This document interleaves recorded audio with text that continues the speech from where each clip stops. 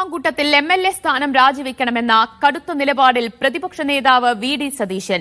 Youth Congress അധ്യക്ഷ സ്ഥാനത്ത് നിന്നുള്ള രാജി ആദ്യപടി മാത്രമാണെന്ന് സതീശൻ തുറന്നടിച്ചു. എന്നാൽ രാജിക്കാര്യം പാർട്ടി ചർച്ച ചെയ്തിട്ടില്ലെന്നായിരുന്നു സണ്ണി ജോസഫിന്റെ നിലപാട്.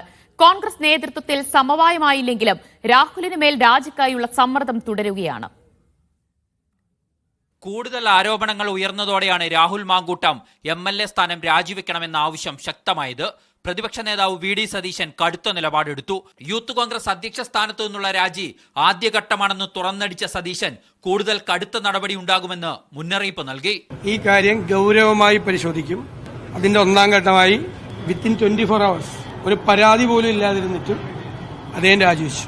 ഇതിന്റെ അകത്ത് കേരളത്തിലെ കോൺഗ്രസ് ഇതിൽ നിന്നെല്ലാം വേറിട്ട് നിൽക്കുന്ന ഒരു വലിയ പ്രസ്ഥാനമാണെന്ന് നിങ്ങളെ കൊണ്ട് തന്നെ ഞങ്ങൾ പറയും. രാജിക്കായി പാർട്ടിക്കുമേലും സതീശൻ കടുത്ത സമ്മർദ്ദമാണ് ചെലുത്തുന്നത്.